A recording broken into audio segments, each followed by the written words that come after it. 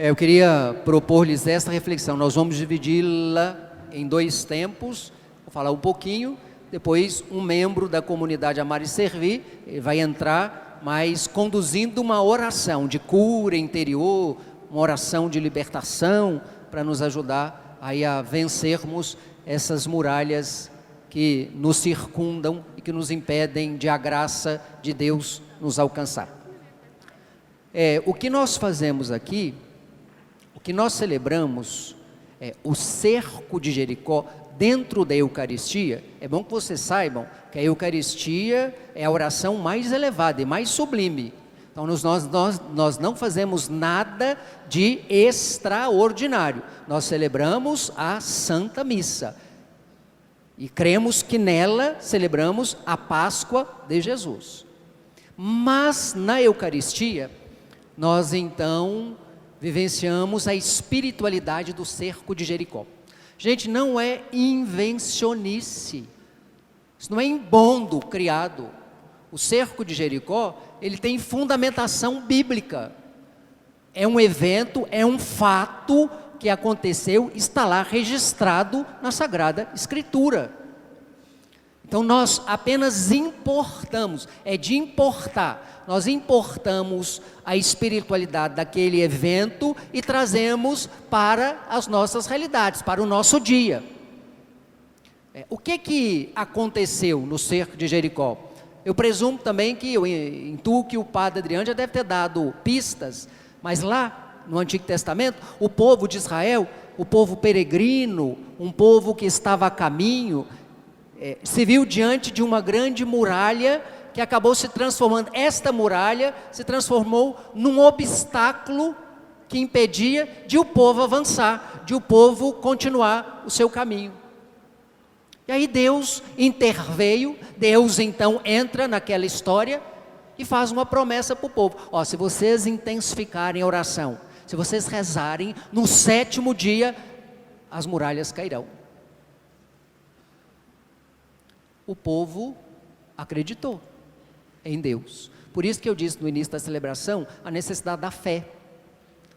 Nós temos que manifestar uma fé em Deus que realiza as coisas impossíveis. Não, padre, é impossível a muralha na minha vida vir ao chão. Não se esqueça disto. É impossível para você, mas para Deus não o é, porque para Deus tudo é possível. Vamos repetir? Para Deus tudo é possível. O primeiro ouvido que tem que escutar é o seu. Para Deus tudo é possível. Olha para quem está do seu lado aí. Para quem está do seu lado, fala assim para ele, assim, para ela. Pode falar baixinho, você fala alto não. Para Deus tudo é possível. Pode falar. Isto. Pois bem, agora voltem para cá. E aí o povo então, provocado por Deus, o povo rezou. Agora o que é bonito na experiência, o povo estava unido, tá? Ninguém rezou sozinho, ninguém fez isso isoladamente, como povo, como comunidade, como assembleia, o povo rezou unido e Deus então foi fiel. Aliás, Deus sempre é fiel às suas promessas. E aí, no 7º dia, depois de um ritual, as muralhas caíram no chão, desabaram. Então o que a gente faz? A gente pega essa experiência vivida pelo povo outrora, lá anos e anos, e aí agora a gente traz para a nossa realidade.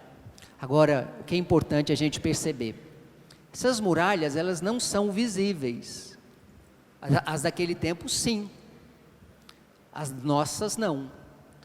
E muito possivelmente as muralhas de hoje, esses paredões que foram erguidos, que foram levantados, foram construídos, ou as muralhas foram erguidas pelas nossas escolhas mal feitas, pelas nossas decisões irrefletidas e impensadas. Essas muralhas acabam se tornando entulhos que nós mesmos colocamos pela força do mal e pela força do pecado que se alojaram na nossa vida.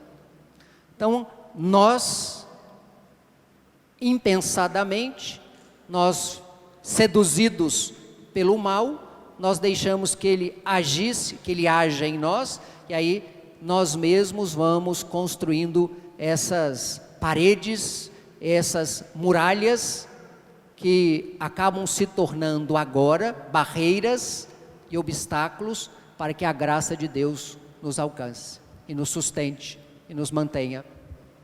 Então é preciso que nós façamos um movimento contrário. Se nós mesmos erguemos essas muralhas e esses entulhos, quem tem que tirar? Quem tem que tirar? Quem tem que tirar? Nós mesmos.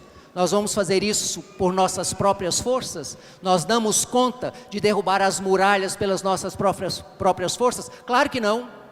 São sólidas, viu? São muralhas sólidas, impossíveis derrubá-las por nós mesmos. Porque sabe o que cimentou a muralha? O nosso pecado, o mal. Então é preciso que nós nos abramos a Deus. Por isso que no início eu pedi o Espírito Santo é a força do alto prometida. Jesus não falou que quando eu for, enviarei o Paráclito, o Espírito Santo, a força do alto. Deus é fiel. Então a gente acolhe o Espírito Santo, a força de Deus nos então alcança, e aí, fortalecidos por Deus, aí nós conseguiremos derrubar essas muralhas para que elas venham ao chão. E aí, derrubadas essas muralhas, o canal se abre, o caminho fica livre, e a graça de Deus não vai encontrar mais obstáculos, e a graça de Deus não encontra mais barreiras, e aí Deus caminhará livremente até nós, e o mais bonito, nós caminharemos livremente até Deus. Então agora é preciso que nós reajamos. Gente, não é nada mágico, não é o simples fato de vir à missa e participar do movimento do cerco que vai garantir as muralhas caírem. Tem que ter atitude, tem que ter decisão. Eu não falei que os entulhos foram construídos pelas nossas decisões e escolhas mal tomadas? Então, a partir do cerco, antes, a partir da Eucaristia, iluminados por Jesus, agora nós faremos e tomaremos decisões mais pensadas, escolhas que estejam em conformidade com a vontade de Deus, e aí isto vai fazer com que as barreiras não sejam reconstruídas. Não pode ficar vivendo assim, quer ver? Fica um ano inteiro construindo barreira, aí chega no final do ano, derruba, aí chega em janeiro, começa a construir tudo de novo, aí chega no final do ano, já tem um cerco e derruba de novo. Isso é igual um cachorro que corre atrás do próprio rabo. Vocês já viram? Uma hora vai criar a gente vai ficar tão tonto, que a gente não tem mais forças, uma hora a gente não vai ter mais forças para derrubar essas muralhas. Então, é preciso que nós nos coloquemos confiantemente, porque Deus só pode fazer qualquer coisa em nossa vida, só pode nos ajudar a derrubar essas muralhas mediante a nossa fé. Por isso que eu pedi à turma do canto para cantar: meu Senhor e meu Deus, eu creio, mas aumenta a minha fé. É preciso de fé. Se vocês percorrerem todos os episódios de curas que Jesus fez nos evangelhos, quase todos, unanimemente, no final, Jesus falava assim para o curado: a tua fé te salvou. O que no final do cerco, no final do 7º dia, quando nós olharmos aí para as muralhas, nossas muralhas que estão no chão, o que Deus vai falar? Foi a sua fé que te salvou.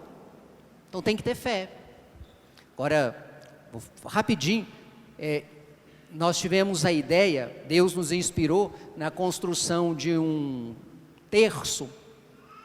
É preciso intensificar a oração. Eu não falei isso. Nós não importamos esse evento lá do Antigo Testamento. O que Deus pediu para o povo? Reza. O que nós pedimos para vocês hoje? Reza. Mas não pode ficar limitado à missa. Precisa uma oração. Vocês ganharam um panfleto que tem uma oração diária. Junto da oração diária tem um terço. Nossa Senhora insiste nas aparições. Rezem o terço pela conversão sua e dos pecadores, pela conversão do mundo. Então é preciso rezar o terço. E aí o terço pensado, em cada dezena tem uma muralha, aquelas muralhas que são essenciais, centrais, comuns para todos. Primeira, eu coloquei as muralhas espirituais. A mais importante, viu? Coloquei por ordem. A mais importante, as espirituais. A vida que não está alicerçada sobre Cristo vai ruir, vai desmoronar. Agora, a vida alicerçada na rocha firme que é Cristo, vai se tornar inabalável. Padre, como que eu posso me contaminar espiritualmente? Nossa, no mundo de hoje, no pluralismo religioso, não é difícil não. Vem aqui na igreja, participa da missa, comunga, participa da missa da misericórdia, vem no cerco, faz adoração ao Santíssimo, faz todos os preceitos religiosos católicos. Mas à noite, na clandestinidade, vai para o centro espírita. Paralelamente à vida da Igreja Católica, leva uma vida dupla, participando do Espiritismo. Eu não estou dizendo nada do Espiritismo, eu só estou falando que a duplicidade nos causa uma esquizofrenia espiritual, ou lá ou cá. O que não pode é ficar com o pé numa canoa e com o pé no outro. Não pode é achar que pode viver a doutrina aqui e a doutrina lá, porque são inconciliáveis. Coisa simples, eles creem na reencarnação e nós cremos na ressurreição. Como é que vai conciliar isso? Como que pode?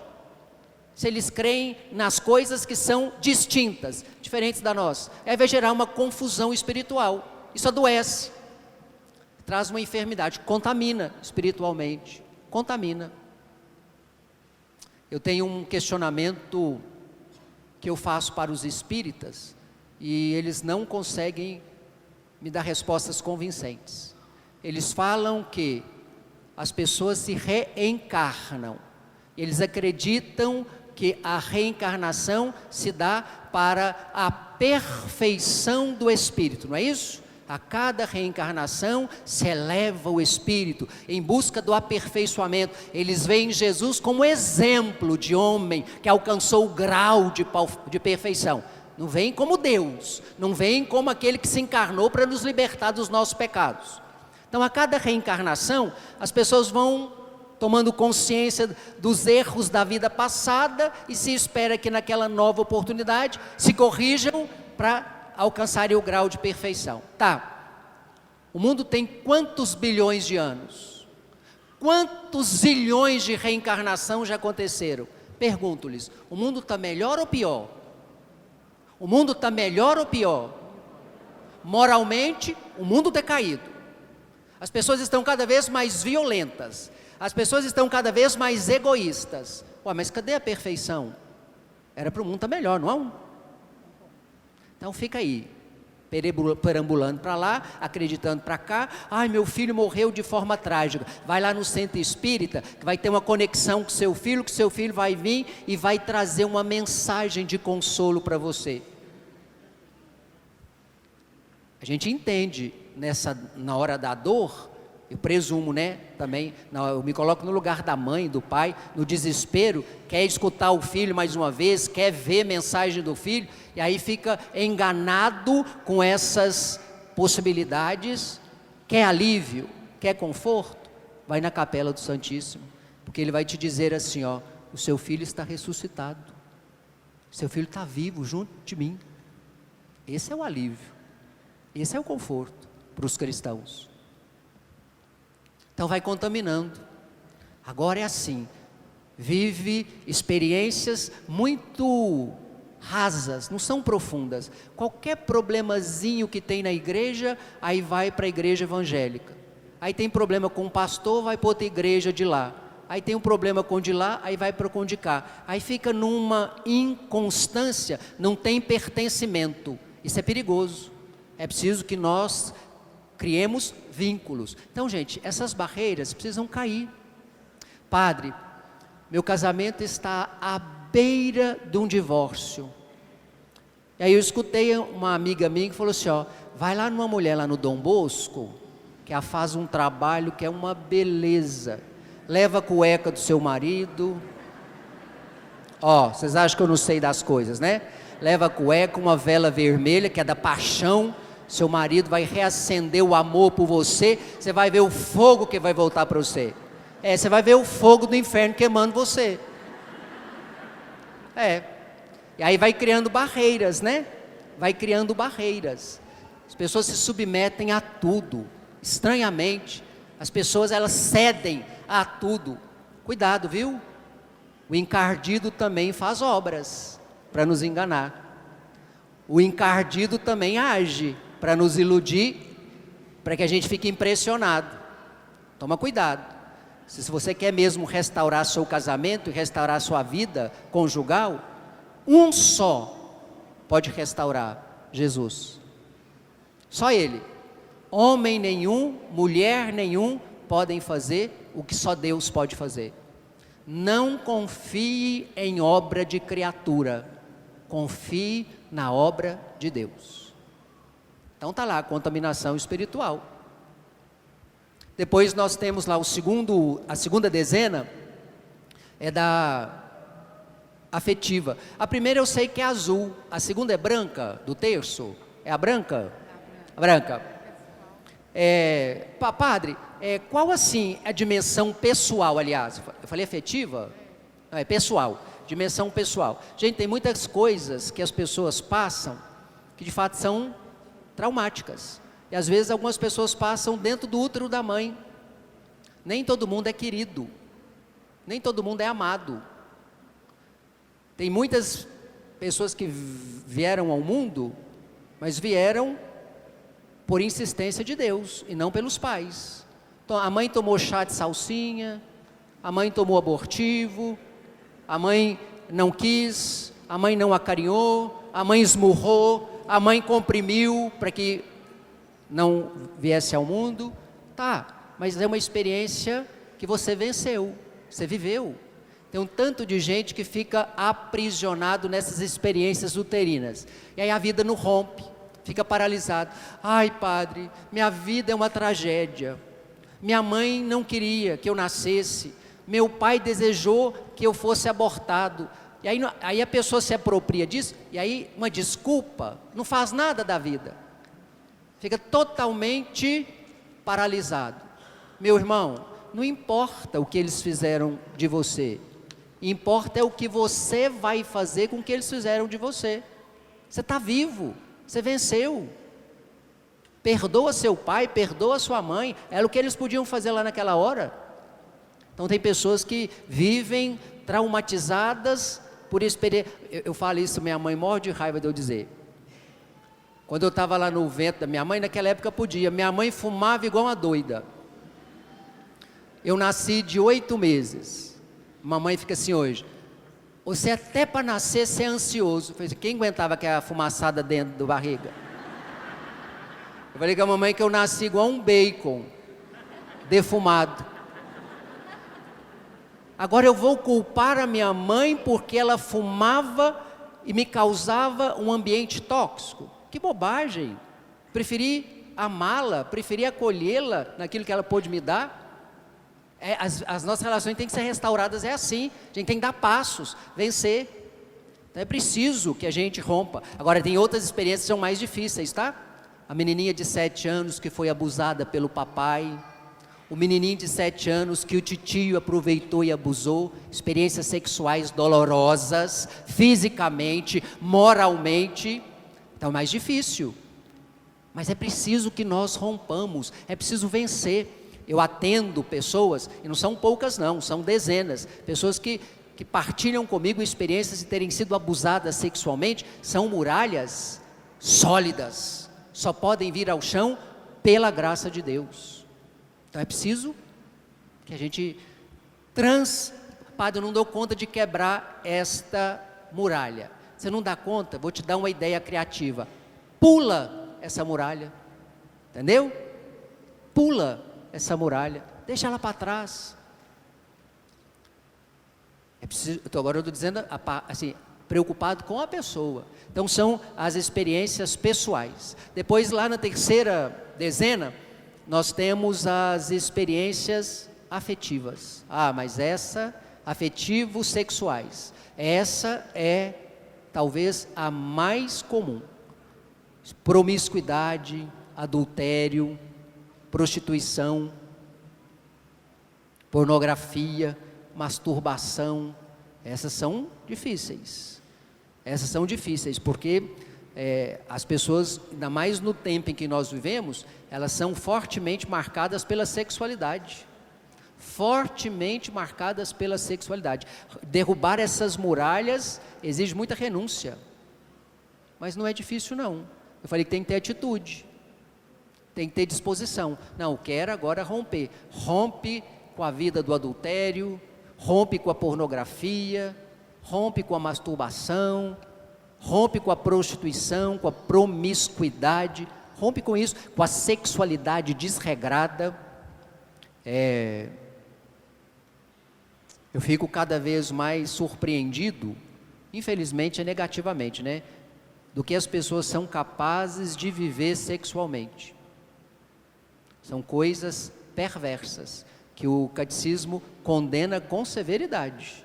Que as pessoas fazem isso na banalidade, como se não fosse pecado. Por exemplo, masturbação. O pessoal fala assim, não, padre, isso é comum. Lá na Sagrada Escritura, quase ninguém sabe disso. Tem um episódio em que fala do crime de Onã. Onã pecou porque jogava o sêmen no chão. Escutaram? Escutaram? O onanismo é a mesma coisa de masturbação. Jogava o sêmen no chão. As pessoas fazem isso como se fosse a coisa mais trivial. Cuidado, porque pode ser barreiras que impedem de viver na graça de Deus. Depois tem a outra dezena que é da área familiar. Essa também é danada. Problemas conjugais, vícios, alcoolismo, drogas, agressões verbais, físicas, problemas dentro da casa que não são poucos. Então são barreiras que precisam ser vencidas pela oração, viu? Finalmente, a última dezena é da área financeira. Consumismo, eu acho que é o que mais pega. Consumismo. Problemas, dívidas, problema ligado a questões financeiras, idolatria do dinheiro, idolatria, apego aos bens materiais. Então são barreiras.